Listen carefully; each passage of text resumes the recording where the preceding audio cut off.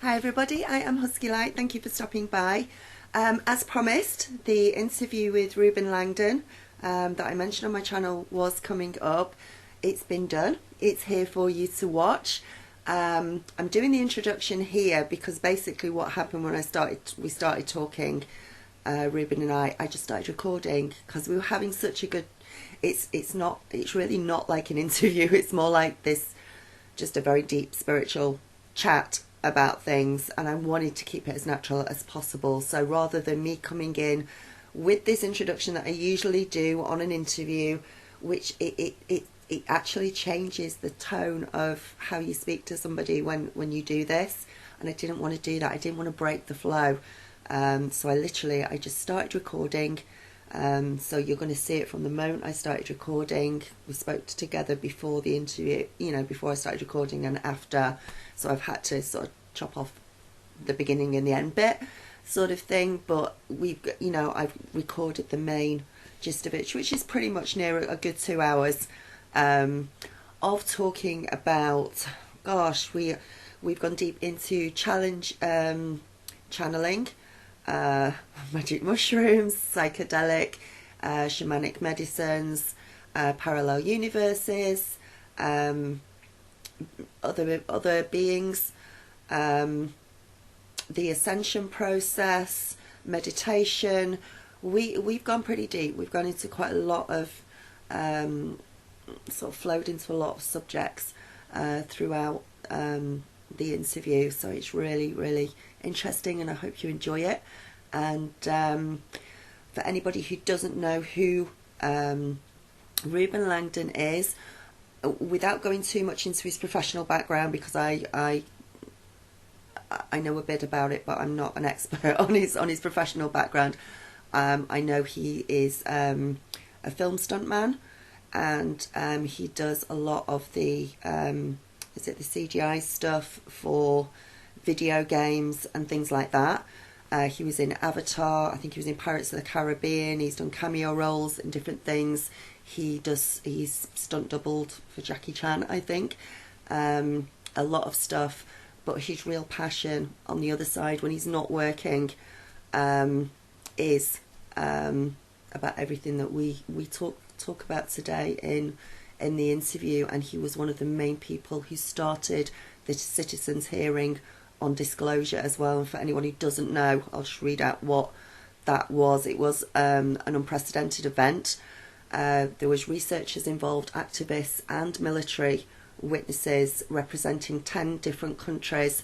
They gave testimony in Washington DC to 6 former members of the United States Congress about events and evidence which indicated an extraterrestrial presence engaging with the human race. And this was no small feat. This is getting on for 40 hours of testimony from these 40 witnesses over a 5-day period as well. The event was one of the most concentrated bodies of evidence regarding the extraterrestrial subject ever presented to the press and the general public at one time. It opened a lot of people's eyes. He was a part of that. So if you want to, I've got all the links are below. If you want to go and watch that, the links of that for below. His website, interview with the ed.org. There's another one as well. Another website which I can't remember off the top of my head, but that's below as well. He is a fascinating person. He's very animated. He's very passionate about what he talks about, and he brings so much light into the world in regards to the knowledge that he has, the experiences he's been through already in his life, and his continued search for the truth. In regard to the spiritual side of things, his own spiritual journey, extra-dimensional creatures that he's come across, that he knows about, that he's heard about. He actually has his own YouTube channel as well. He is very much into interviewing channelers in his YouTube channel. He might expand a little bit now he's met me, because I channel too. I just do it in a different way.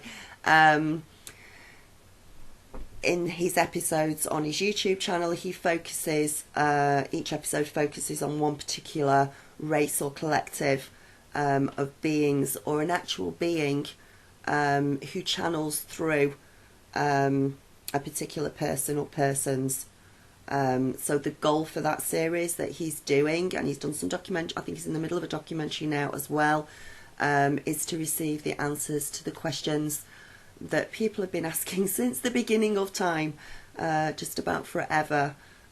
So anyway, watch the interview. I'll stop talking now. It's extreme. It's extremely interesting. It's extremely fascinating. And I hope to do some more work with him in the near future, and get involved a little bit more with some of the stuff he's got going on, hopefully. So yeah, enjoy. And I hope you enjoy it, and I will speak to you soon. Okay, bye. Maybe I'm just not looking for it. I guess if I looked, I would probably have more stuff. For me personally, in contact, it's been a little bit of a different journey, I should say. I haven't had full-on contact experiences, so okay, I haven't had that I can remember. I've had, in my journeys and in my meditations, I can connect to different energies and things like that. But full-on physical contact has been, I think they've been keeping their distance just because they know I'd probably freak out and yeah. go ballistic. I have seen them, mm-hmm. but I've not physical. I've seen them in the. I've sort of see. God, do you remember what was that film? I think it was Arnold Schwarzenegger, In the Jungle. Oh, Predator. Yeah. Yeah. I've seen them in my room, but they've been like that Predator, like see-through, like shimmery see-through, so you could see right through them, but I could see the complete outline of them, so I knew what they were. Right. I've seen those in the room, but that was only, I think I've only done that twice. Yeah, mine's on a pretty physical. It is on a physical level every day, though, with numbers and synchronicities, and they push me. I know my guides. I know where I'm from. I know I'm a Blu-ray. I know I'm from Sirius. Oh, okay, great. I know, I know I'm an Orifim. What's the Orifim? The Orifim, from what I know, it's part of the Christ consciousness. Okay. It's the Nephilim, mm-hmm. and I think, oh God, the Nephilim and the Anunnaki mm-hmm. sort of got together and created. They came down here. They created the offspring, and some of the offspring from that was called the Orifim. Okay. I always assumed that Anunnaki and Nephilim were kind of one and the same, but I guess I don't know. Maybe. That's where there's so many different timelines and different versions of. It was basically the that old Bible saying about the men of renown and mm-hmm. Coming down and taking the daughters of men, and all it. That's all true. No, I definitely subscribe to that. I mean, I've it seems like there's enough people with experiences of that. I know Stitchin's work has been criticized, and some people say it's been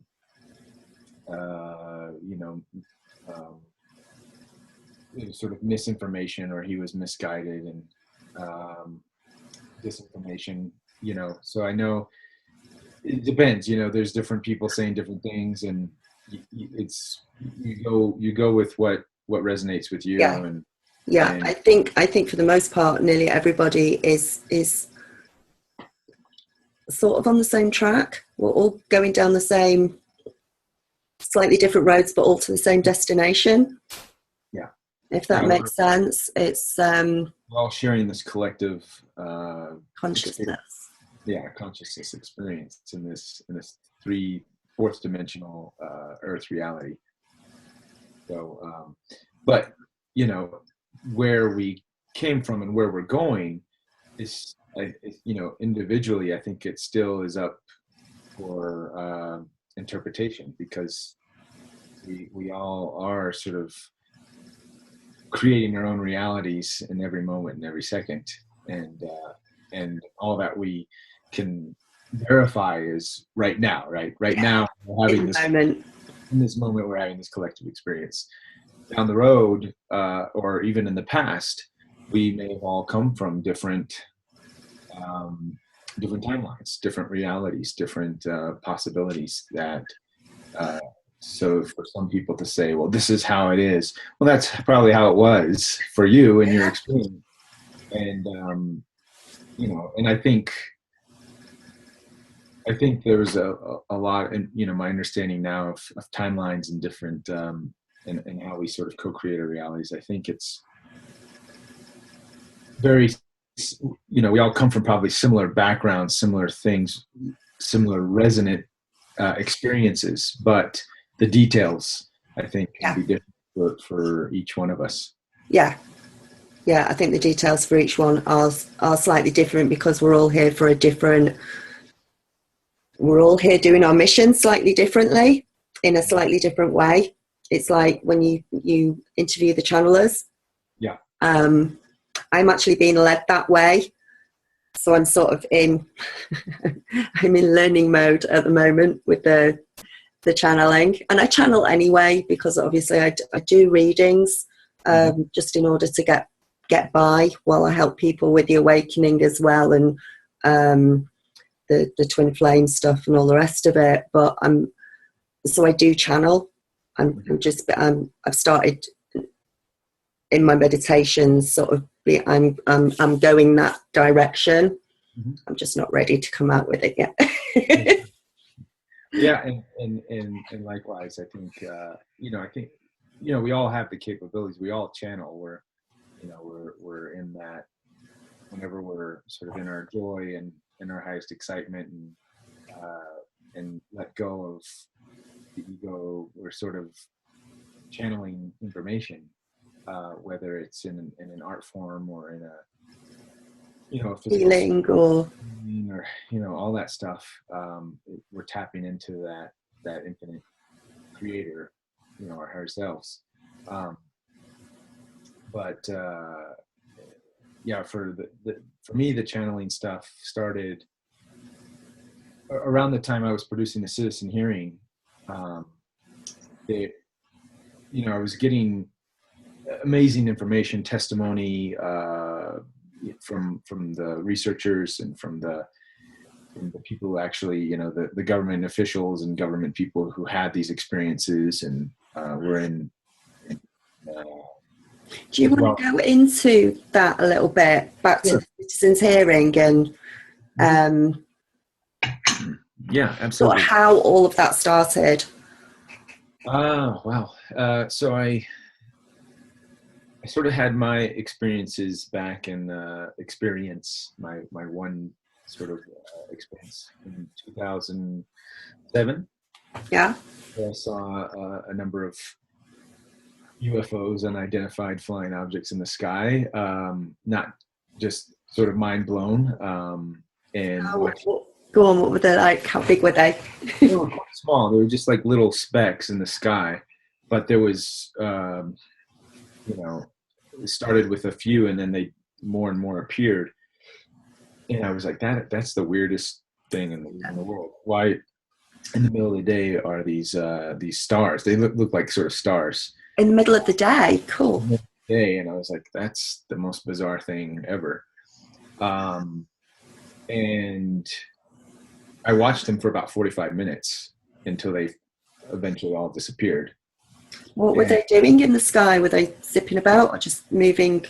No, there was no crazy maneuvers or anything. So it, got me thinking, what is that? Is that if it was zipping around, it'd be easier to say, yeah, it'd be quite as a UFO. Still to this day, I don't know if what I saw was truly an ET phenomenon, or it was definitely unidentified. So, but it got you thinking. It got me thinking and got me researching, and that was the key. Because then, right away, I went on the internet, started researching ETs, UFOs, and stumbled upon Greer's work, stumbled upon Linda Moulton Howe, and the usual suspects in that Coast to Coast, AM, and George Norrie and his stuff. So I started. Keep talking and switching on the light. Sure, I started comparing notes, to my experience, and then I noticed there was some significant similarities in some of people who had experience, and people posting videos and stuff like that. So I thought, okay, well, there's something to all this, and the curiosity bug got me, and I just kept researching. And then finally, I went to one of Greer's C5 events in Mexico, not Mexico. What was it? Arizona. Mm-hmm. In 2010. So a couple years passed, and I went to that. And during that event, we had 3 nights in a row. We were doing the C5. Are you familiar with the C5? Where you sort of he coined the term C5, Close Encounters of the Fifth Kind, where you actually initiate contact. Mm-hmm. So for 3 nights in a row, several of us, maybe a couple hundred people would sit under the star and actually bring them down to you through meditation, and you would do a guided meditation, and we'd all be there, and then just crazy stuff would happen, which basically sealed the deal for me that this phenomenon was real. And then the skeptic in me is looking for the man behind the mirror, little guy behind the curtain pulling the strings. And I kept looking, and but I had experiences where, especially in the last night, I saw these 2 red lights zipping across the sky, and this was when Greer this was before we even started the meditation. He's there talking, and he's up on the stage talking, and I saw these things, and then I bumped the guy next to me. I'm like, "You see those over there?" And then a small group of us bumping. Everybody's bumping each other. I've seen some videos of him doing that, and it's like, whoa! Everyone's turning around, and can you see? So he didn't even know this was happening. Other stuff earlier in the earlier nights, he would say, "Yeah, point." He would use the laser pointer and say, "Look at that over there," and stuff going on. But yeah, so there was a couple of sightings for me where it happened even before them, where he wasn't even pointing it out, where it was just me and our group saw these things. And then I also stayed after the group left, and after everybody left the stage, and then I would just stay out at night and hang out and watch, and I had more stuff, weird things fly by. So that for me in 2010, that sort of sealed the deal that there's definitely some unusual things going on that are unexplained, and more research needs to be done. So I kept researching, and I stumbled upon, my buddy, my partner, Jeremy Corbell, who's doing a lot of film stuff with George Knapp and Bob Lazar. He's been doing a lot of cool documentaries in that world. He was working with John Lear I don't know if you're familiar with him. He's sort of the godfather of UFOs is his title. Ex-CIA guy, son of Lear Jets. And I've heard of Learjets. yeah, so Jeremy was working with John and telling me about all the crazy stories from John, and Jeremy was having some unusual experiences. So that we sort of reconnected. We were friends from the jiu-jitsu martial arts space. Mm-hmm. I had no idea he was into the stuff he was into until later. And then he introduced me to Steve Bassett, who was sort of this guy, political activist in the UFO space. Mm-hmm. And then from there, we teamed up and did the citizen hearing. So we sort of brought the project in as far as the idea and concept. And then at the time, I was running a visual effects company out of LA, and we got the funding and put it all together, and there it went. It sort of got its own legs and became its own monster. And before we knew it, we were in Washington, D.C. with all these important people, and Paul Hellyer included. Yeah. And it was a lot of work, a lot of stress, getting it all done in the time and effort, but it did come together, and yeah, 40 hours of amazing testimony. That's sort of like a historical archive of anybody who really wants to know what's going on can, in that sense, we try to keep it as grounded as possible. We left out a lot of the contactee and hybrid stuff and just focused more on the government officials who had experience in documented cases and these kinds of things. The more nuts and bolts of nuts and bolts, yeah. The people who are political new to this information would it would be a nice stepping stone for them. Yeah. People who've been in it, yourself and myself and others who've been in it longer know there's, the rabbit hole goes deep, and so deep. and it continues to go deeper every day. But so the citizen hearing was for me too a nice nice sort of proving ground to say, okay, this is for the myself and for the public to understand and get those nuts and bolts.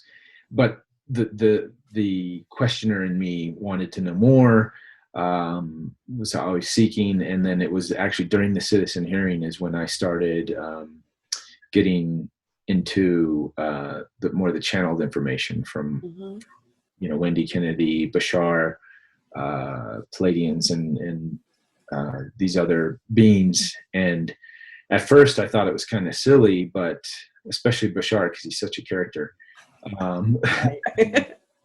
But I said, okay, let's not judge the process. Let's just listen to the information. And the information was just spot on with everything else that I had been learning through martial arts, through meditation, through and even when they talked about the the hybridization programs and different contact experiences, it still matched up with everything that the researchers, the nuts and bolts researchers, would talk about, and other experiencers that I talked to directly. I started interviewing a lot of contactees and people experiencers. So all of the information from the channeled stuff, everything just fit. Yeah. And that's when I was like, okay, I have to look into this. I didn't the hybridization part of it, I wasn't too sure about until I went through it last year. Completely. So, which is probably for another time, but there's a lot to it, and it can be scary for a lot of people who aren't ready. Well, Yeah, actually, you're never ready for that. You can't even say that I'm ready. It doesn't work like that. not read in, I guess read in or what's the words I'm looking for, who are not, you know, who haven't heard the information before, and if it just sort of hits you, you think, whoa. And even if you hadn't had the experiences, if you're just reading the information, if you're just hearing about it from other people, your sort of left brain just wants to say, no, that's not real. That's but and for me too, I'm like, that's way out there. Yeah, that's just a little bit too far going. Right. But then once you interview enough people who have had these experiences, and then again you hear from the channeled stuff as well, and it's all, there's just thousands and thousands of cases, right, from just from Barbara Lamb and even more on the negative side of things, but Dr. Jacobs in his work, he sort of takes a negative spin on it, but either way you can't deny the sheer numbers of people who are having those experiences. So so it's fascinating, and for me as a researcher, it just this information is it's so exciting to unfold and to look at it, and I guess for a lot of people it's scary because it is so far out there and it can be different, but as a researcher now, it's like it's propelled you onto your own spiritual path now. Oh, absolutely. It's totally supplemented and sort of been a great backbone because of all of the teachings and all of the information. And as I was saying earlier, during my own personal shamanic journeys, the information I get and then apply to my daily life, it's amazing. It's just, I can't, my quality of life has really improved from adapting the teachings and the information, and this information, because I've been I'm almost lifelong martial artist for 20 plus years. I look back at my martial arts teachings and it's the same information. Yeah. I just have a much deeper understanding, a much more clarity of what it all means in this context. For me being this researcher going down this path, and again, there's a million different paths to take. I had a Kundalini awakening, and so I learned and had my downloads about sort of how chakras work and the chakra system and all the rest of it. And earlier on this year, I've just got through my stage 1 Reiki Master course for healing, which is the Buddhist side of things, which is all about chakras again, but it's like the Hindu and the Buddhist two sides, and they're all talking about the same stuff, just from different sides coming in. So can you have you got a volume on there, Reuben? Can you turn it up a little bit? Yeah, let's see my volume for my speaker. Yeah, for your microphone. You know what? Let me. I'm going to put in my earphones because that always helps sort of cut the background noise out. I can hear you pretty well. I'm just a little bit worried. Is this better now? Oh yeah, that's louder. How's that work? Yeah. Maybe because I don't know if it's connecting to the speaker here, and it sort of cancels out the background noise. That's okay. Cool. Fine. So yeah, all this information, and when you start looking at it all from the big picture, all this stuff is interconnected, and from Reiki to Kundalini yoga to Qigong and Chinese martial arts to it's all it's amazing how interconnected it all is, and how we're finding every day new discoveries of the pyramids that are globally, all over the place, and the synchronicities and similarities Got and history wrong. yeah, Yeah. absolutely. And I think we're totally now finding the connectivity. Researchers like Graham Hancock are really deep into finding the truth and looking at the evidence, and we're finding the connectivity of our ancient civilizations and how our world was maybe not so separate. Yeah. Do you listen to David Wilcock? I do. He blows my mind. He really does. Yeah. He's my hero. He's got so much information. Sometimes it's a little overwhelming. Whoa, slow down. Yeah. But he's very, very well researched, and he's one to connect the dots too.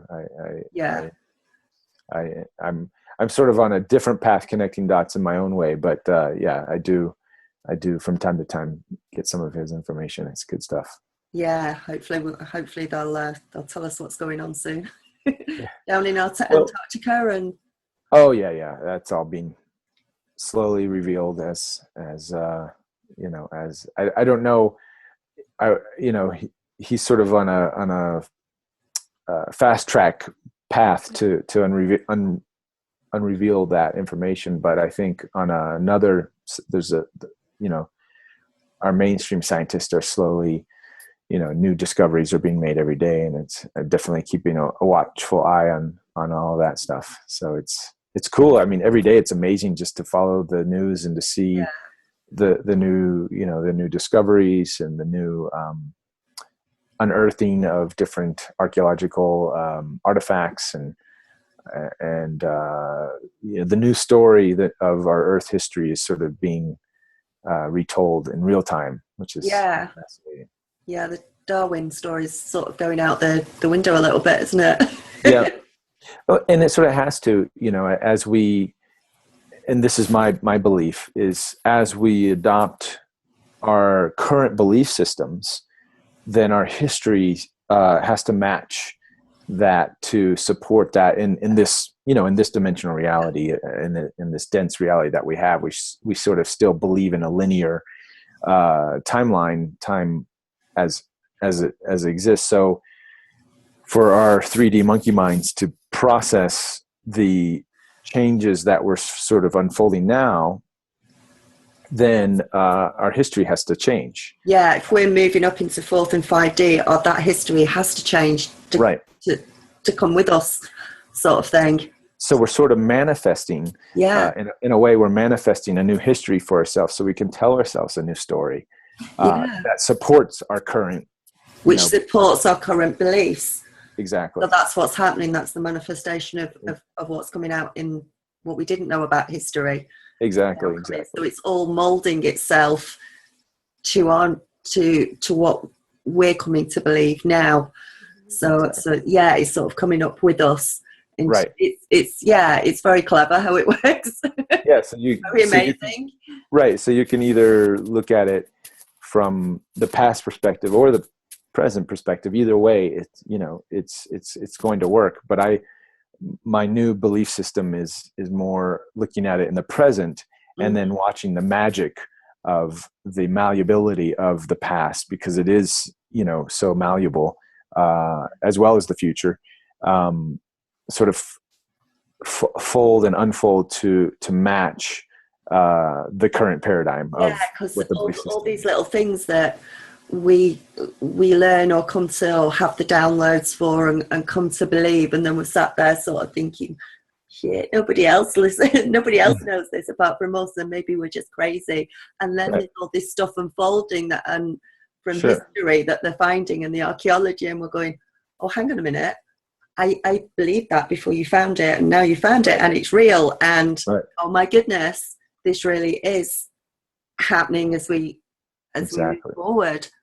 And I think the sooner we can understand that we are creating the past in the present, then that'll fast track us to unfolding these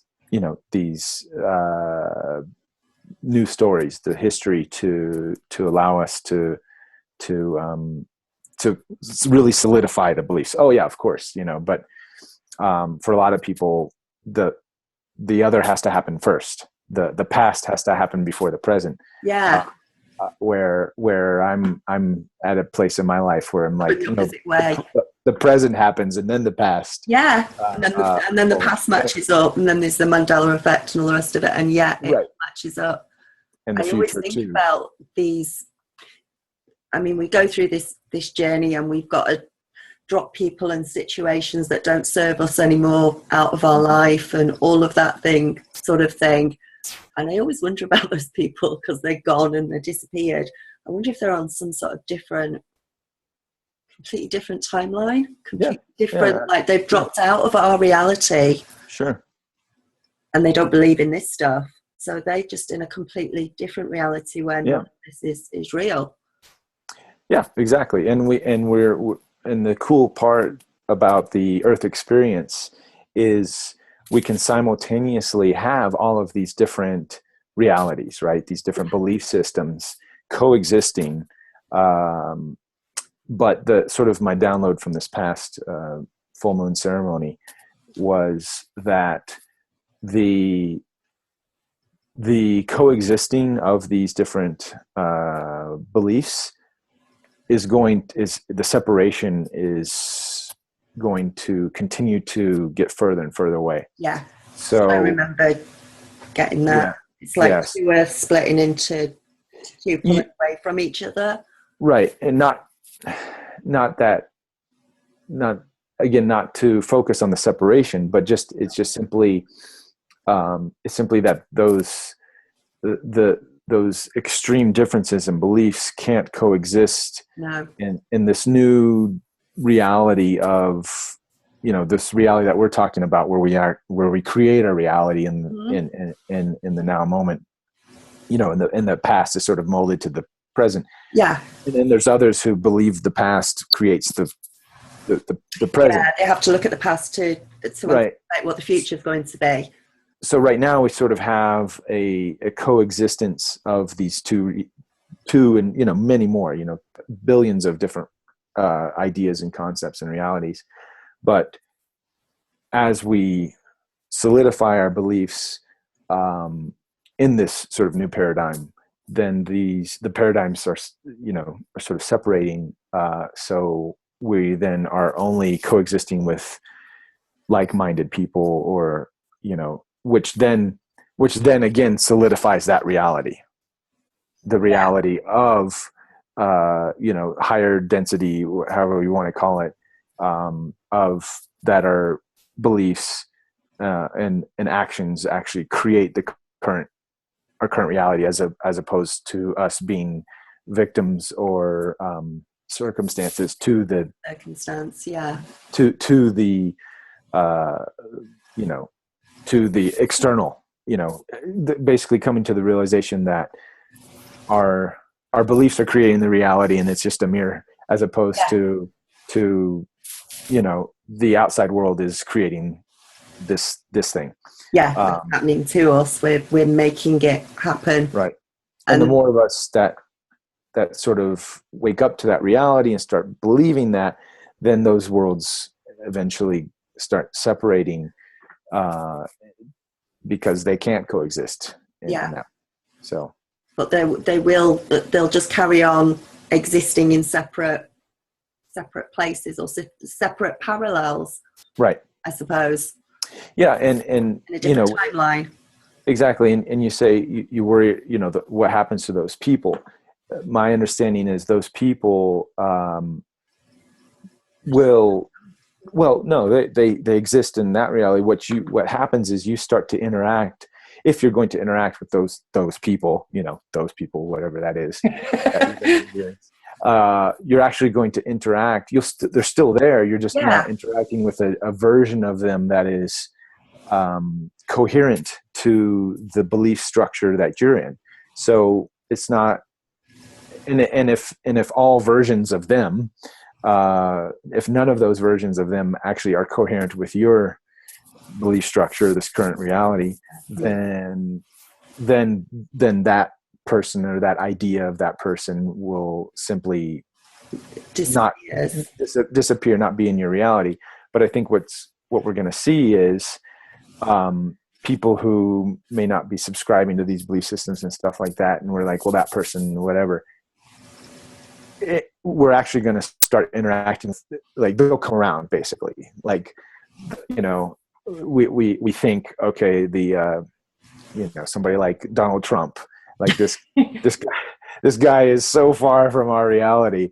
But then I think as we start to solidify our belief system and go into higher density realities, we're going to interact with a higher density version of Donald Trump, you know, and I don't think that Donald Trump's just going to disappear off the planet. No. I think, you know, same with, you know, all these 7 billion people aren't going to just one night disappear. I think we're just going to start interacting with different versions that are coherent with our current belief system.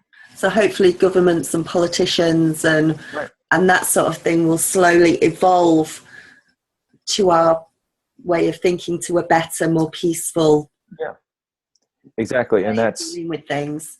And the more we can stop seeing the separation in them and saying, well, that person has this belief system, therefore they're different, or that, you know, that just further creates, that basically keeps us locked into that reality, into that separation reality, and instead having the vision that they can change, and that it is changing, and that all of this process, they're obviously in their own process and their own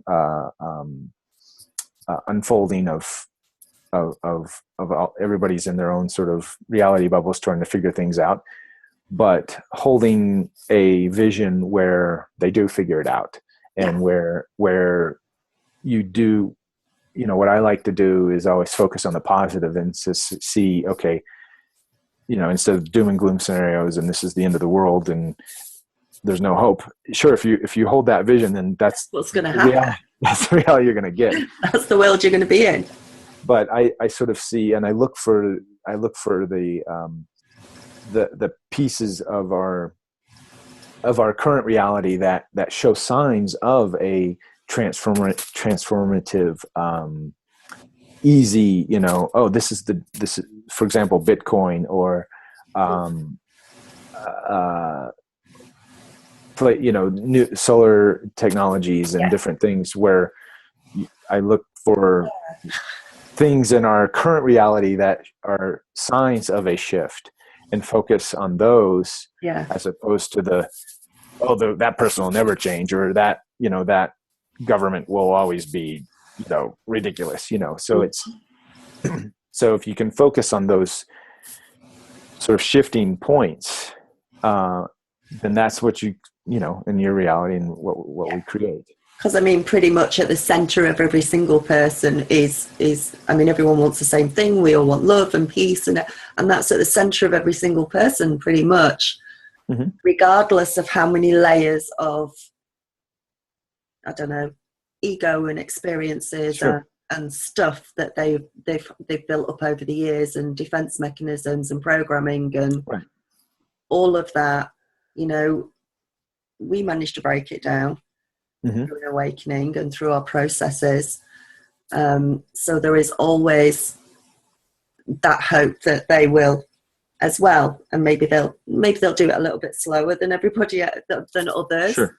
Maybe we're just the way showers, or we're leading out a little bit, but eventually they'll, if it's right for them in this lifetime, then they will. And to focus on, it sounds a little self-centered, but to focus on just yourself, right? And focus on what you can do to make things in your own reality better and and peaceful, and all of these things you're just talking about. What can you do, and what can you focus on? And just by doing that, that's all you need to do. Everything else will sort of fall into place. Yeah, because if we're part of a collective consciousness or a universal consciousness, then it's got to be that change from inside on a personal basis for that to go up into the collective consciousness, to like lots of little lights going off all over the world, lighting up people next to them, and where am I going with this? Just doing it on you can't go out and riot. You can't go out with knocking on the president's door saying change and think that's not going to work. None of that is ever going to work. Right. Everything is to do it on an individual basis. Absolutely. And hopefully at the same time, which is true, which is what we are doing. I know that I found that along the path, whichever vibration you're at, whichever level you're at on the path, other people come into your life then that are just on the same thing, and you help each other out or something, and you go along like that. It's all very, I can see the orchestration in it on a day-to-day basis in my own life. I'm sure you can in yours. There's Absolutely. We have a lot of help from up there. We have an awful lot of help. Absolutely. From light beings, from interdimensionals or ETs or whatever you want to call them, guides, angels. Sure. There's so much help there, and there's some days, I know I go through some days, I almost feel like my day has been set out deliberately. It's like completely, it's not, I can't remember what that film was called. Oh God, what was it called? What was it about? It was where his life was set up deliberately. Oh, Truman Show or something like that? Yeah, a little bit like, maybe that's the wrong thing to do it to, but you know what I mean? There's sometimes there's this feeling that everything happens so much so for a reason that it's like somebody's writing a script somewhere for you to, and you're following it. Yeah, you're led in the right direction. So yeah, and it's a great place to be, because then there's just everything flows, right? There's no need to struggle, and there's no need to have conflict and all that stuff. It just sort of like, oh, this is what I'm going to do, and when you can get into that, support, isn't there? Instead of floundering, thinking, oh God, I don't know what to do next, or I don't know where to go, or how to deal with a situation. It's just like you're almost told, deal with it like this. This is how you do it. Flow with it. Right, and that's the great. There's a lot of research into flow states, and which is, I think, just another word for channeling, essentially. But a lot of people are starting to come to the realization, and when CEOs and Silicon Valley people and even Navy SEALs are understanding the power of a flow state, and to get into that sort of release of the ego, and to allow this other force to come through and sort of guide you, then you can sort of have superhuman abilities, and that's where the allowance and the non-attachment to the struggle, that everybody's like, oh, we got to power through this. No, actually it's quite easy if you just surrender. Just sit there and it'll be okay. You'll go through it. You'll get the guidance that you need. Just taking down the resistance to Absolutely. It that most people on a day-to-day basis just have no idea how to do that. But hopefully, as we go through this process, more and more will. Yes. Well, and they are. And again, this is where I like to look at the positive side of things, where I look at books like I think it's called Catching Fire, that's sort of become a mainstream top seller. And it's talking about flow states. It's talking about, and you see the Silicon Valley people adapting and looking for the ideas. Google and big companies are starting to create meditation rooms, and there's a huge underground movement into ayahuasca ceremonies, especially with the bigger CEOs and Silicon Valley folks. And you're seeing all this. For me, I look at that. I look at the evidence of the shift. People who are going into, I wouldn't even say the hope, because I already see it happening. So I even release my saying, well, I hope people do this. And instead of saying in that context, actually look at the people who are doing it and say, oh, that person's doing it, this person's doing it. Navy SEALs, they're doing it. Wow. It's like the whole, everything is shifting quite rapidly. Unfortunately, we get inundated with the negative side of things through our, mainstream media and news. But if you turn all that off and you instead seek for the positive changes that are happening in reality and in this reality in our world. And that's, again, I like social media can be a double-edged sword. Yeah. It's, Facebook, you're getting inundated with, so stay away from that. all the crazy stuff, but there's also a lot of great information that I like to pick out every day, and then I put that on Facebook and stuff. So if anybody out there wants positive social media, go to your Facebook. Follow me on Facebook or Twitter, and you only get the good stuff, the new discoveries, and exactly what we want.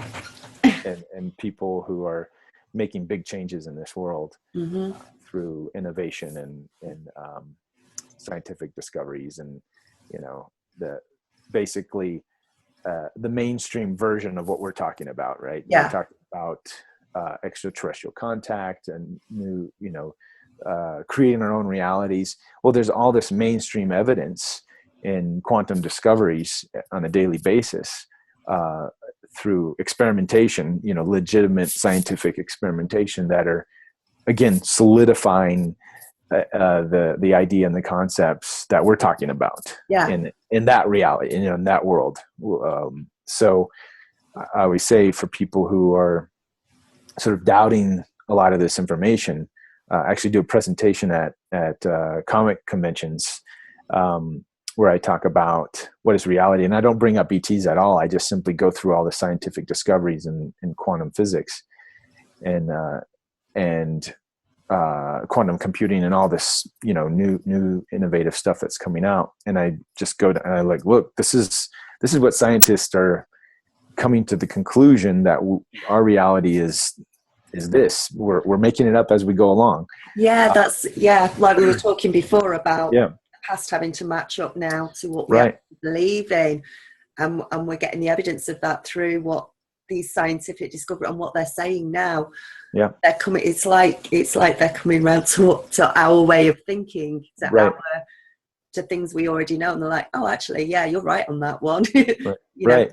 Or from the quantum perspective, or is it us coming around to that idea, and now we have scientific evidence to back our ideas because that's what we're creating in our current paradigm.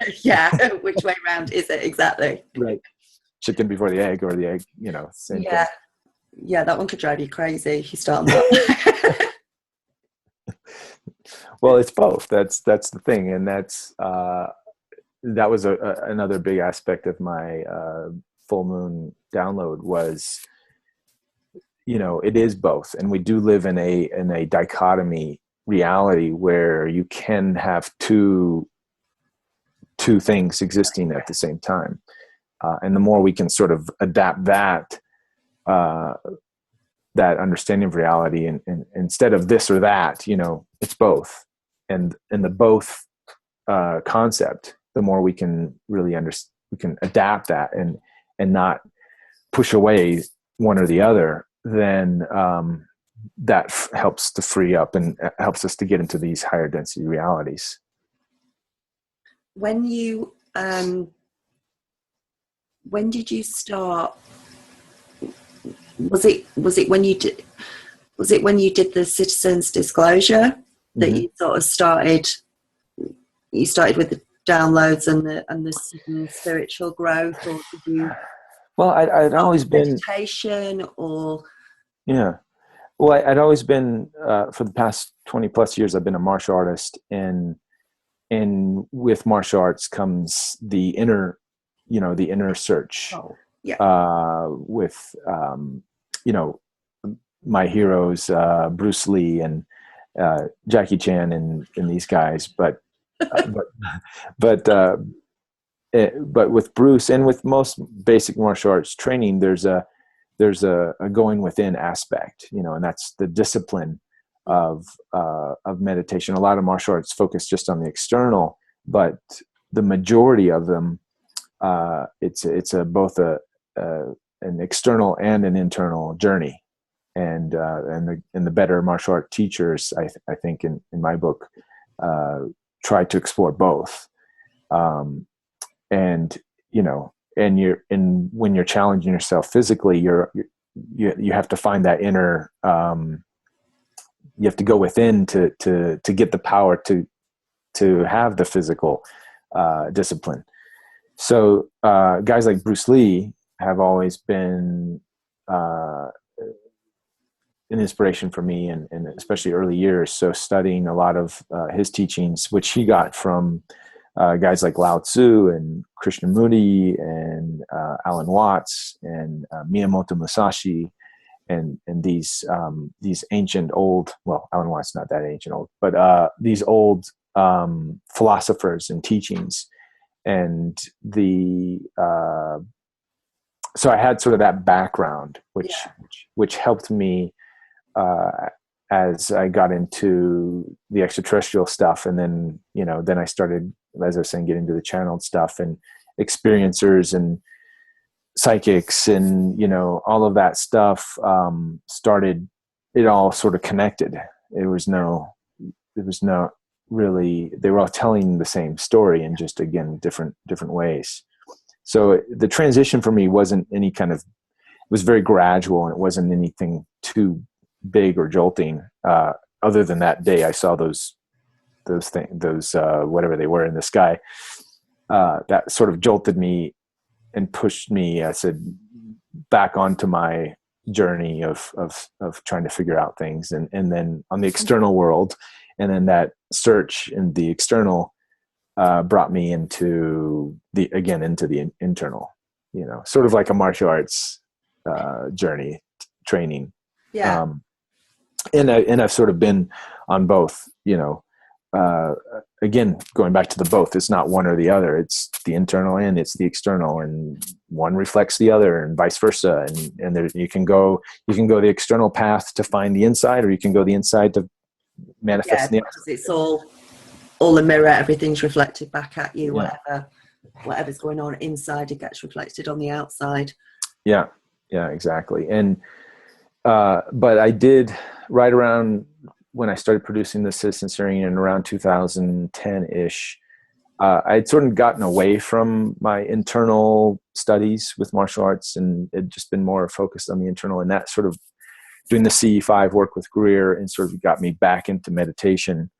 And I was working with some teachers around that time, and I started doing more meditating, and then I started participating in medicine journeys, shamanic medicine journeys, which really, it's like fast track. It can be, for some people, and for me, definitely, it boosted me into getting these downloads and understandings.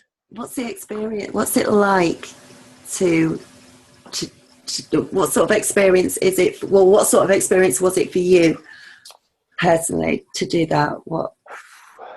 Well, it's something I keep thinking about. I keep thinking, I'm going to do the ayahuasca, but at the same time, I'm like, it can be, I'm doing a documentary on ayahuasca now, and for some people, it can be very jolting. And that can be a good thing for people who, are deep in a dense reality. So a lot of people who are suffering, it's very healing for people who have, are hanging on to a lot of trauma, depression, and physical ailments that have manifested because of deep emotional stresses. So it can jolt them out of that. It can jolt them out of, shock them out of it, and then sort of get information like what we're talking about that they wouldn't necessarily be open to because they just haven't been exposed to that, or they're so closed off from the rest of the world, or not the rest of the world, but closed off in their own darkness, I should say, or in their own density, that the ayahuasca, it's like a big punch in the face for a lot of people, big wake up call. Yeah.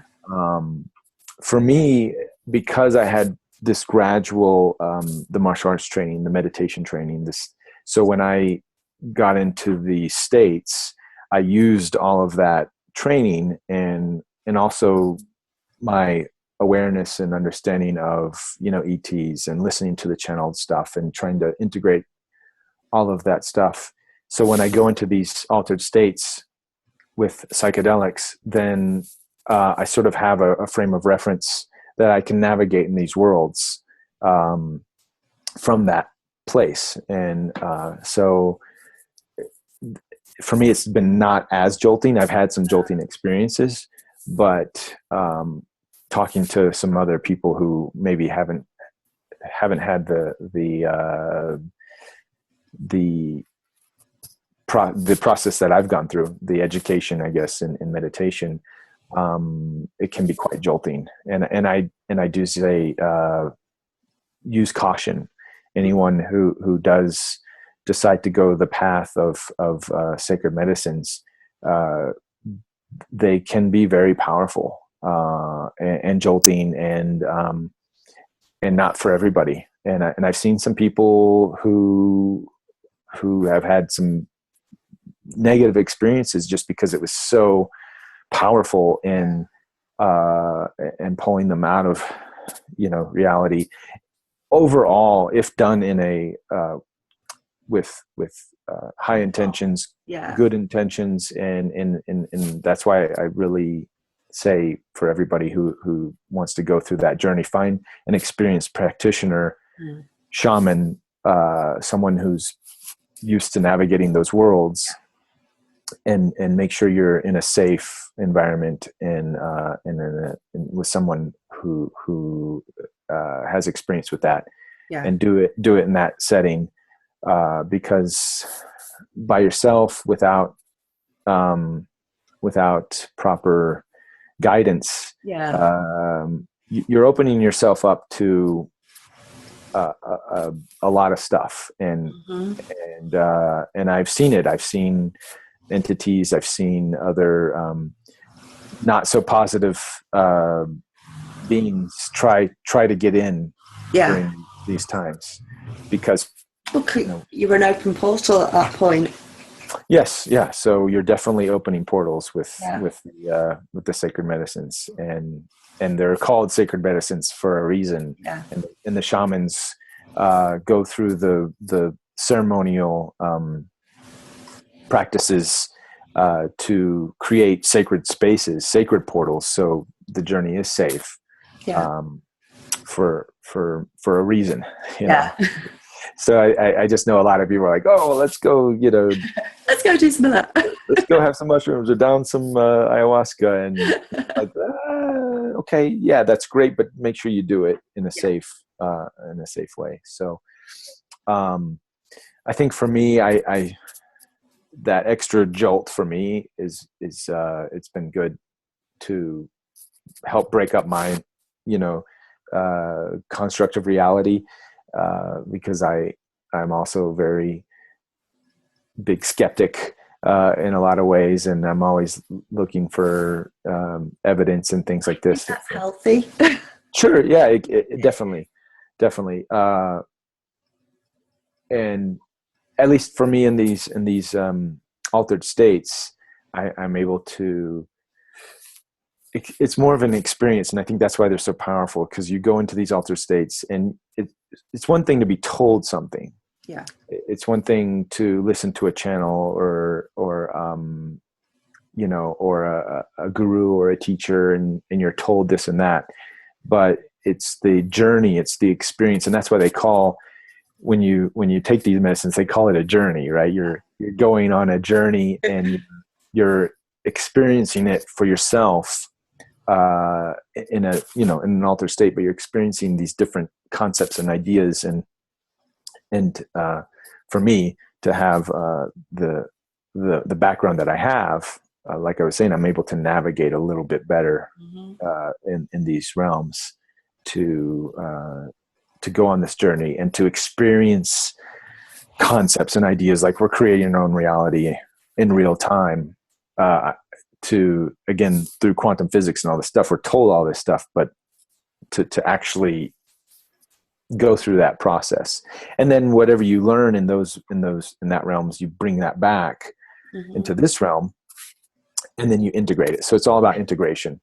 And I think when you go about it in that way, in that process, it can be healthy. If you're just going for the ride, sometimes you don't know what you're going to get. So make sure your intention is is there. Yeah, I'm probably too much of a wuss. I probably wouldn't ever, but it's a nice idea. Well, you know what? For years I had studied the about ayahuasca, and for maybe 2 or 3 years I had done tons of research, and then eventually it came to me. Just do it. Yeah, well, it wasn't just do it. It was, you have to sort of, when you're ready, and if that's your intention, it'll show up in your life. The shaman, you'll meet the shaman, you'll meet the way to, whether it's doing it through these underground ceremonies that are happening all over the planet, or actually going to Peru or some sacred spot. When the student is ready, the teacher will appear. Exactly. Yeah. So, just understand, put the intention out there, and don't worry about, being a wuss or anything like that. Just say, okay, that's something that you're open to, that possibility. And yeah, it'll show up in your life when you're ready for it. If you're ready for it. And if it doesn't show up, then you're not, then don't push it. Yeah, exactly. Yeah. So on the while you were in these states, or even when you've been meditating, what have you contacted, or who have you made contact with, or do you have any idea of the energies that have sort of come down to you? Yeah, I've had. It's interesting because I listen to, and I connect, and I talk to all these channelers about different things, but the beings that I've actually made contact with, that I tend to keep coming up, are mantis beings. and they've come a few times. Cool, but they're a bit scary to start with. They can be. And my first experience with them was sort of, I think, a test where they showed up, and because of my research into the ET realms and stuff, I sort of wasn't scared. I sort of was like, oh, hi guys. Yeah, I've heard about you, a little bit. So then they would come back, and I've had a couple experiences where they show up and sort of give me some downloads, and share some information on who they are, and their role in this construct of reality. And it's been very welcoming. I welcome the information. What is there? Because I've actually, during meditation, they've come to me a couple of times. Mm-hmm. But the first time I saw, I went, ooh, what are you? The second time I saw them, I was like, well, okay, you're a bit big and you're a bit insect looking, but you're so cute. You're quite cute. Yeah, exactly. I'm getting used to you slowly. Yeah. Don't judge them by their looks. Feel exactly. Don't judge a book by its cover. I know that they're very benevolent. Mm-hmm. I know that they are helping us.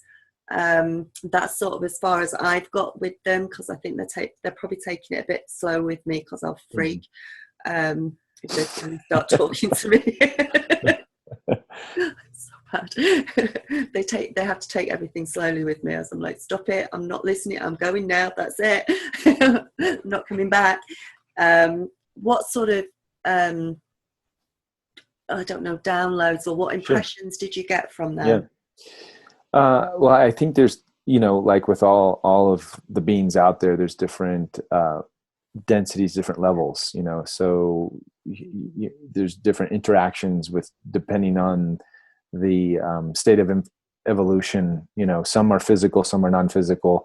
Yeah. The ones that I've interacted with, I believe they give a physical appearance to me to sort of maybe show where they came from, their evolutionary state. But the so far everything I believe has been non-physical, and they're sort of well, the way I like to define them as the facilitators of desire, and they're helping construct this matrix that we're in.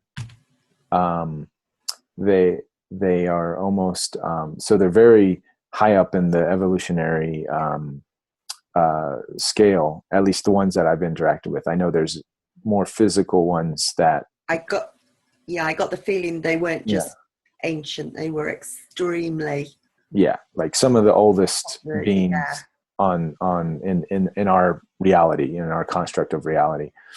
And so much so that they're helping design this matrix and they're facilitators of this holographic reality that we're in. I think if you want to call them the programmers, the code writers to a certain extent, which on a specific level we all are writing our own code, but they are helping facilitate that in a sense.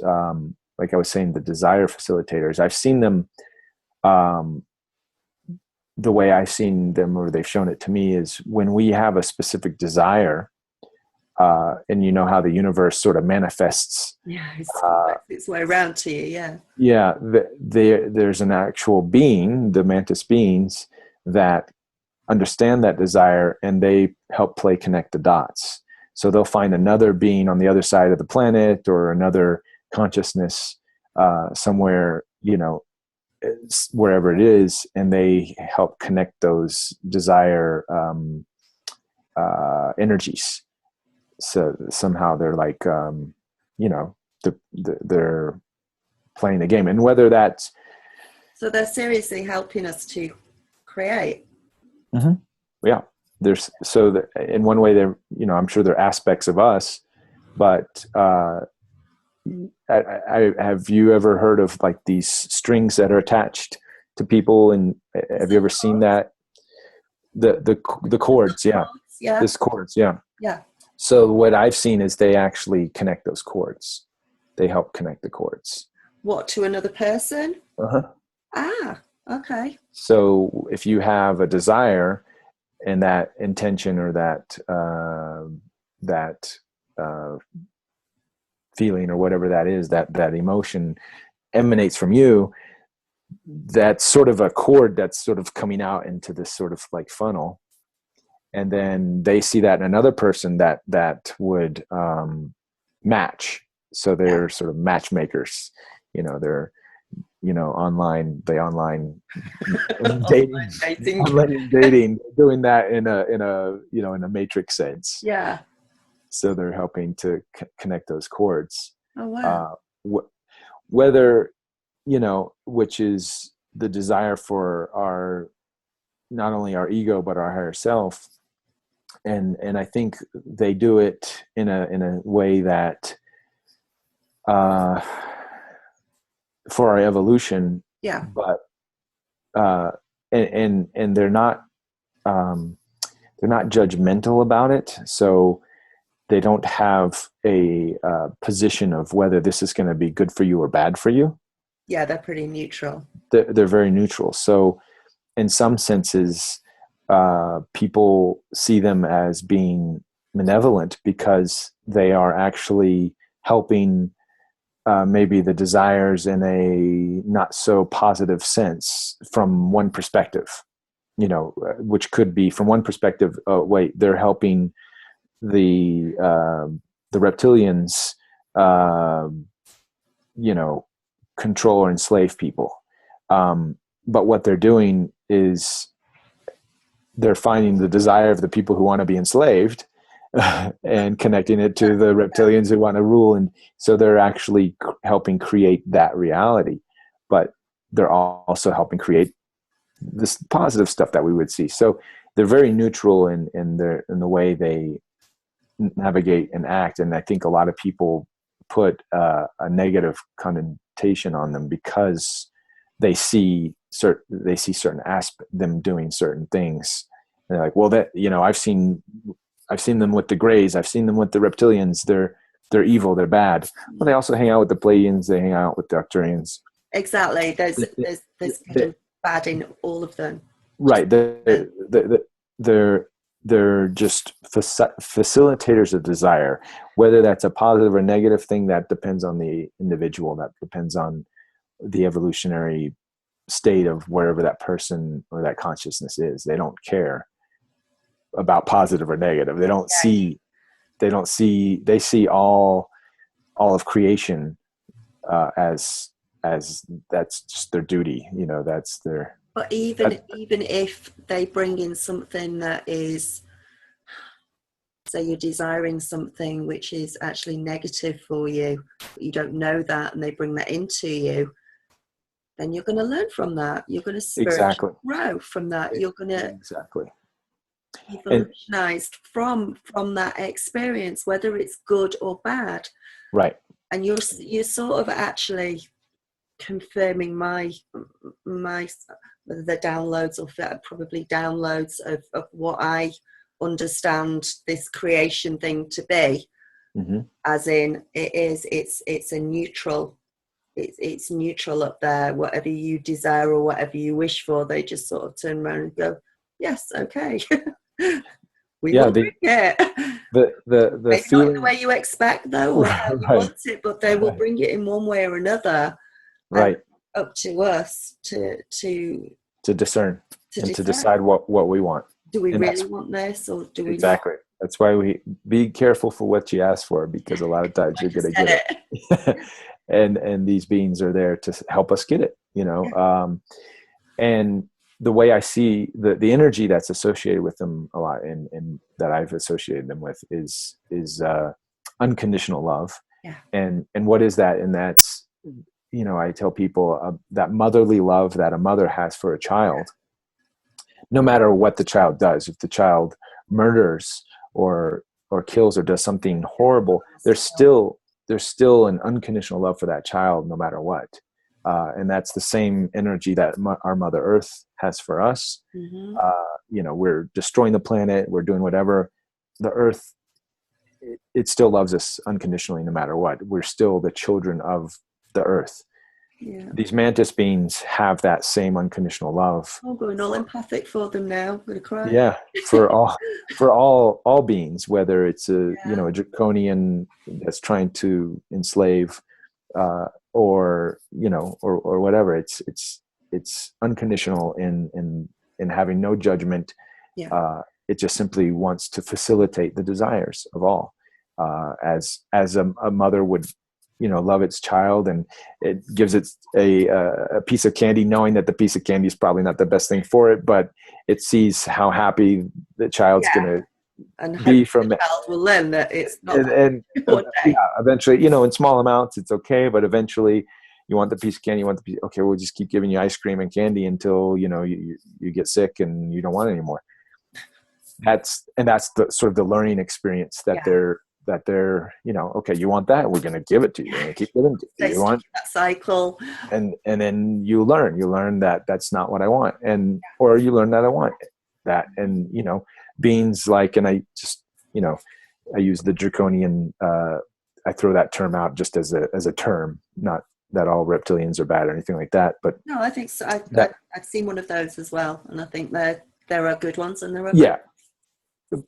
But that idea, that concept of the draconian, I call it Yakuza mentality, eventually it's, you know, you keep doing that and you're going to go down a certain path, and that path is its own evolutionary path.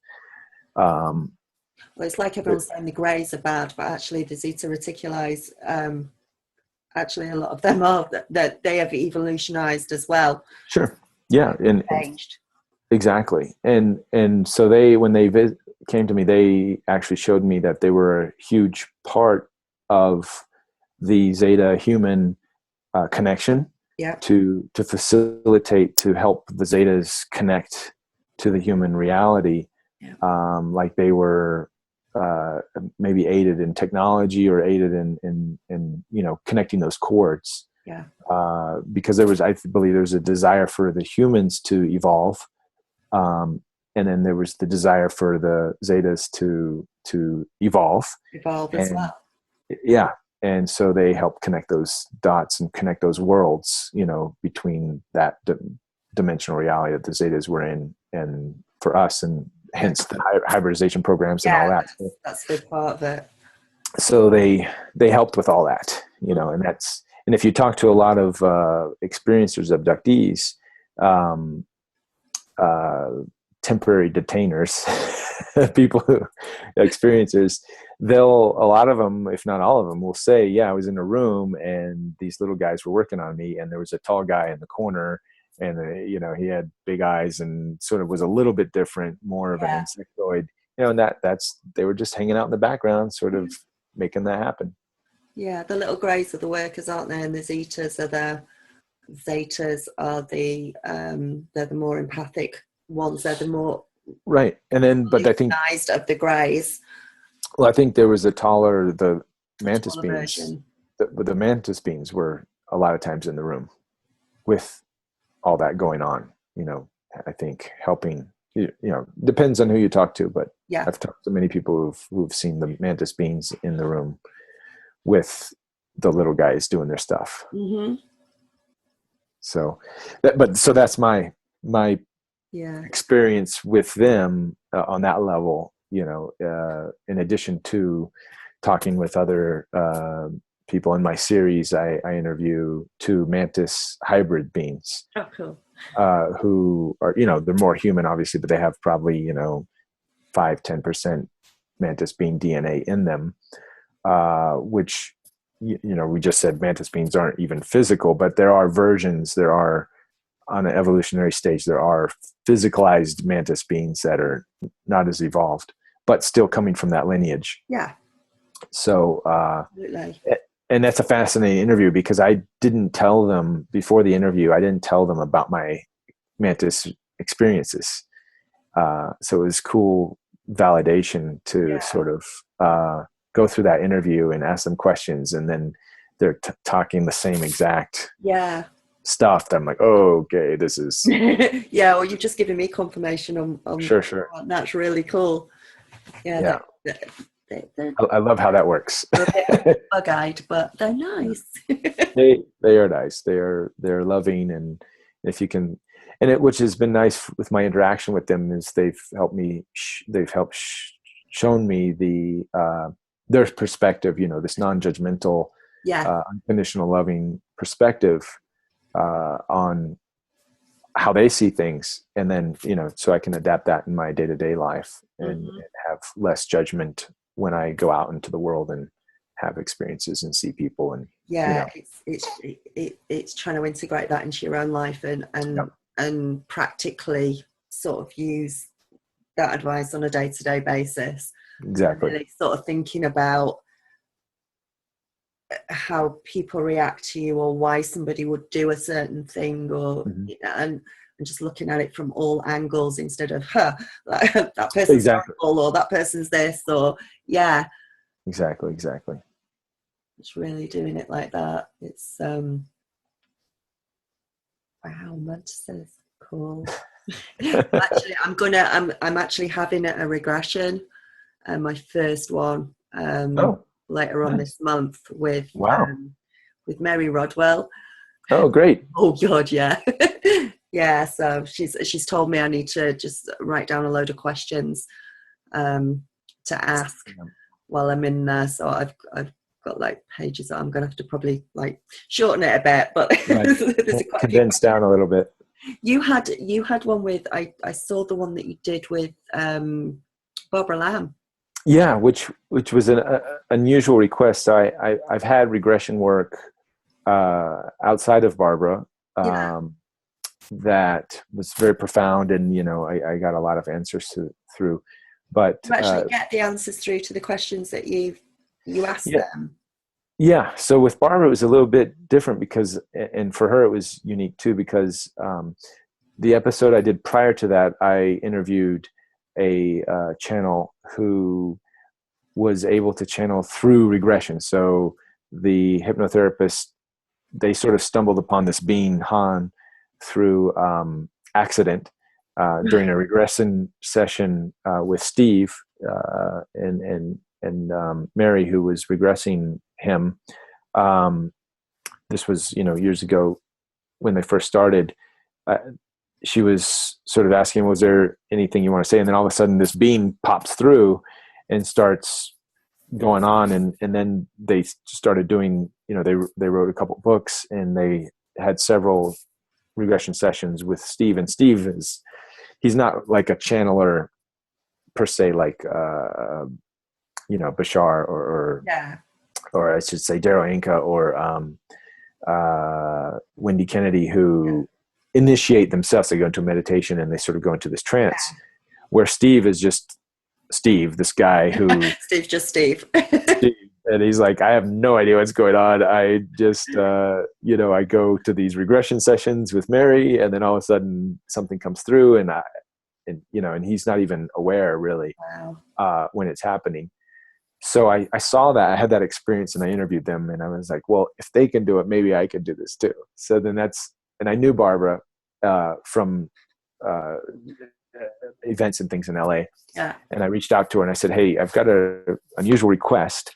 I want a channel, and I think I can do it this way. Could you help me? Cool. And so that video is. And you did channel. I did. It was not a being per se, in the sense of Han coming through Steve, but I definitely got the sense and the feel of what was happening in that channeling experience, and which was great for me, because now I have sort of a point of reference when I do these interviews, and when people ask me what is channeling, and it was really, and I think I said in that interview with her, I think I said afterwards, it felt like I was in the other side of the room. Like I could audibly, I actually heard her voice. It sounded like it shifted, and it was over, like her voice sounded like she was on the other side of the room. Yeah.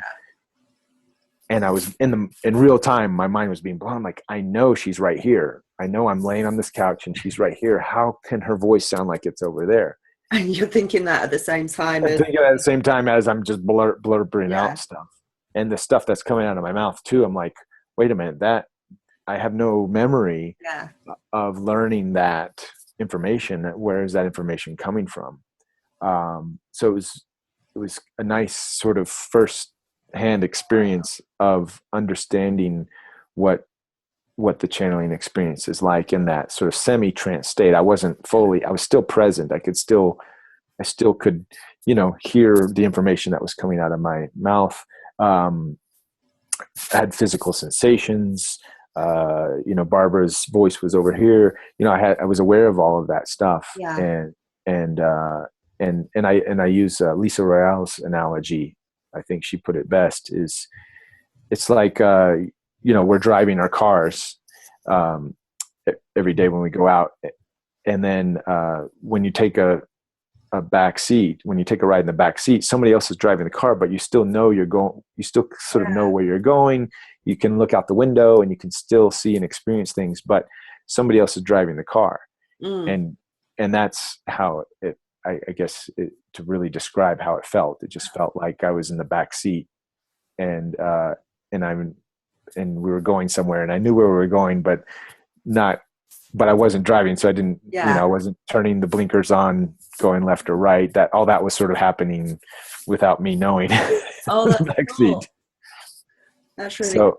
I don't know if that'll happen when I get regressed, or but I say Yeah, I mean, I've had other regression sessions that are completely different. yeah, That was especially when I've been asking the question. I want to find out my cosmic family, and find out more about past lives and these kinds of things. Completely different experience than what happened with yeah. Barbara. I've had a past life regression before, but Mm-hmm. this one that I'm going to have is directly, specifically for sort of what's going on with the Contact contact and everything, and the experiences, and Yeah. that sort of specifically for that. I know when I have meditated, I've sort of very recently as well, when I've meditated, it's been it's like I can feel an energy sort of coming. I don't know if it's coming closer to me, or whether it's almost like it wants to come in and sit behind me or something, if that makes Mm-hmm. sense. Yeah. I know the other day I sort of felt like I'd suddenly got like bigger. My Mm-hmm. shoulders had got bigger, and I just sort of sat here thinking, I'm a man, what's going on? it just felt like somebody else had come in and sort of sat inside me, sort of gone into me, like I was empty, like I was a completely empty vessel or something. Right. So play with that. I would say that's probably the beginnings of channeling different energies and stuff, and that's all it is when we sort of take a back seat, or if we can expand our consciousness, knowing that we're more than what we are. And let that other stuff come through.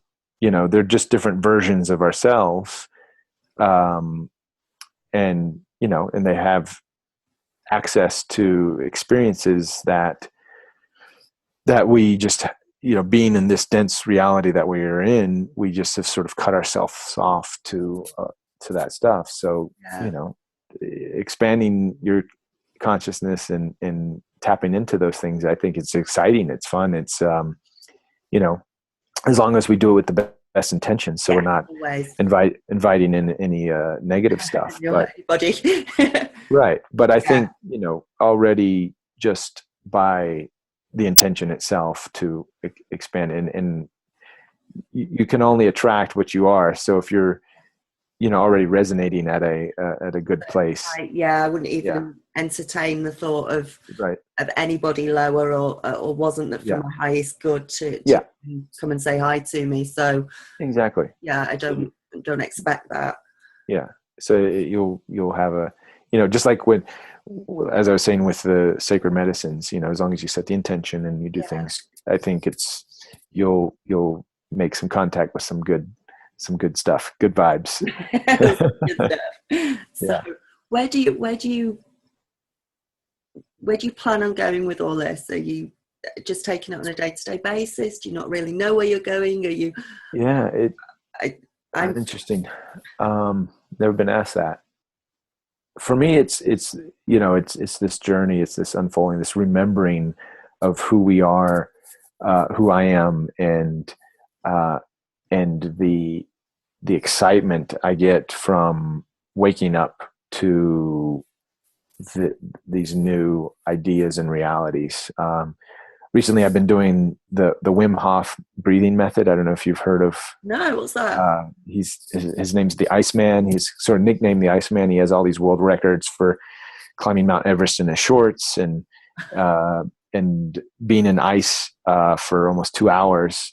And he's submitted himself to the scientific community for scrutiny. The Guinness Book of Records. Yeah, I read about a couple of days ago. Yeah, he's got several Guinness Book World Records of extreme. Did he himself in ice? Did he? Yeah. Okay. Yeah, several times, and read about him a couple of days ago. Yeah, he's been getting a lot of notoriety, and and a lot of people have been doing his breathing techniques, which I've been doing, and then exposing myself to cold water, cold temperatures, and seeing how powerful we are, Mm-hmm. because this is something that, you know, scientists would say that human beings can't really control the autonomic nervous system that Yeah, we. he can slow down his heartbeat, can't he? And he can It's not, yeah, not just slow down you can basically can.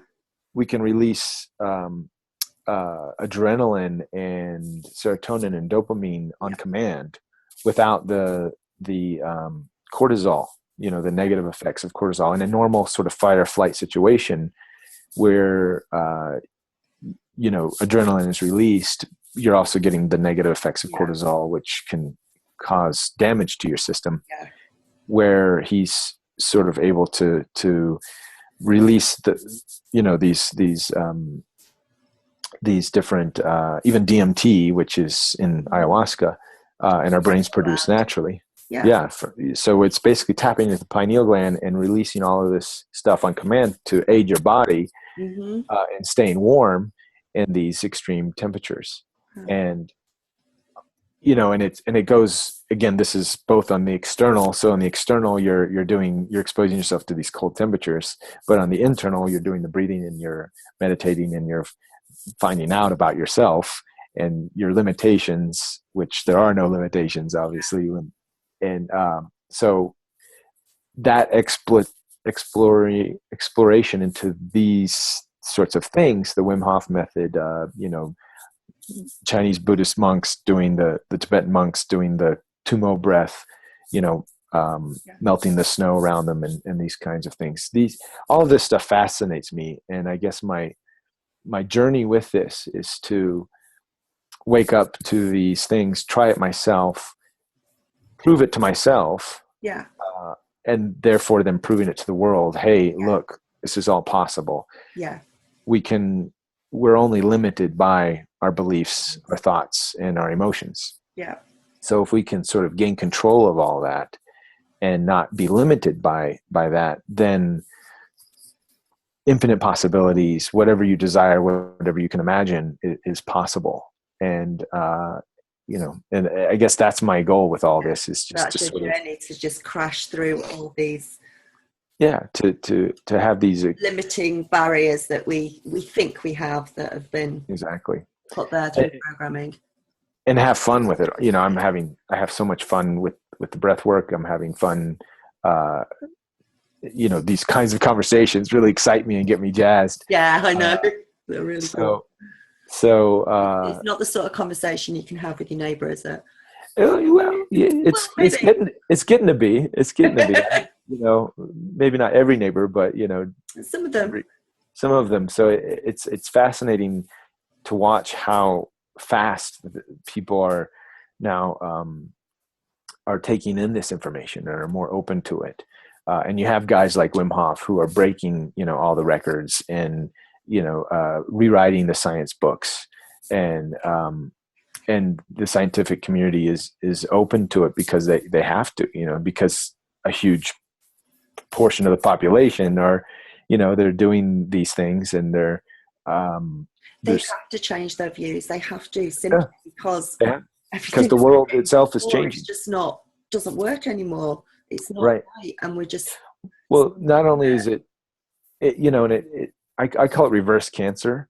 You know, as a cancer cell sort of goes in and it's, you know, and then it forms and it grows in a negative aspect. This is what humanity is doing. You know, people like yourself and me who are sort of going into the world and shining the light and sort of expanding, and then that, you know, somebody else catches that and somebody else catches it, and then it just, and it's this effect.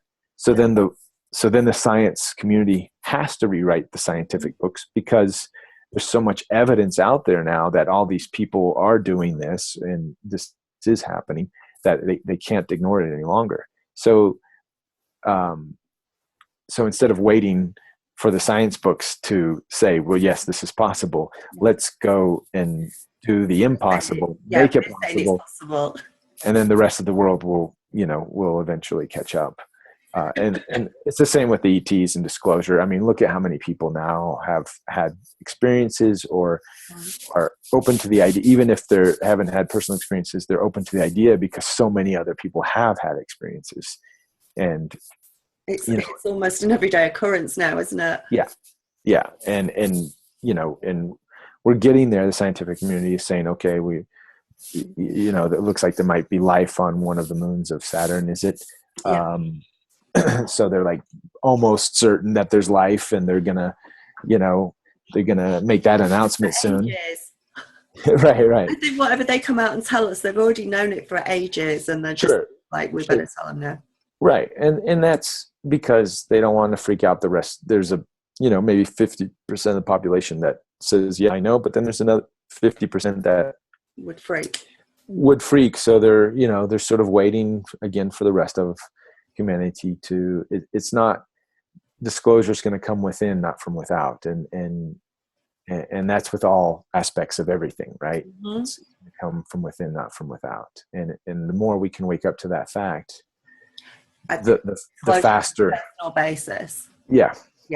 And I think that's the lesson. That's the lesson that we've chosen in this evolution of being on this planet at this time, because maybe in the past it has come from without. We had an outside force, say, the Palladians coming down saying, hey guys, this is the way things are, and then we surrender our power to that idea. Oh, this is the way it is, and then then all of us learning about that we're actually equal to them. We are not. Exactly. They are not a hierarchy. Exactly. And I think down to them like gods, or it's realizing that we have within us that we have got. Right. We need to learn to be the best, highest version of ourselves. Right. And that's why they're being very careful now with disclosing and with, coming down and doing that, because they really want us to learn this lesson. We've chosen to learn this lesson and play it out in this form and fashion of slow disclosure, how it's happening, in order for us to gain our power and not give it away to some higher being in the sky and create gods and we've had that crazy war and we've done that work. Exactly. Oh wow.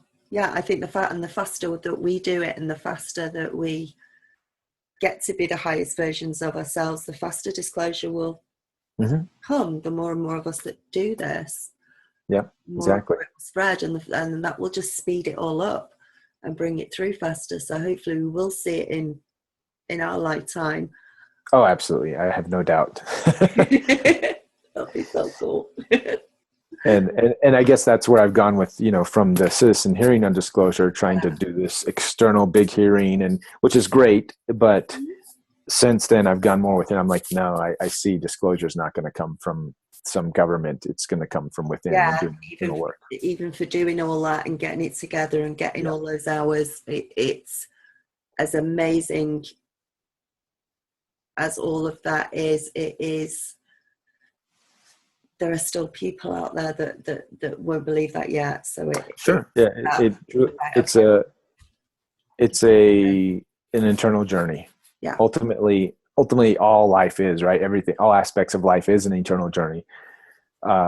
So that's where it has to come from, with the inside out, not the outside in. Is there anything you want to cover that we haven't? We covered a lot. Wow, I wasn't expecting to go into all that, but it was cool. Thanks for letting me share. Yeah, it's no problem. Thanks for coming on. That was really good. I was really sneaky as well because I just started recording. No problem. That's just easier, just to go with the flow and do it that way.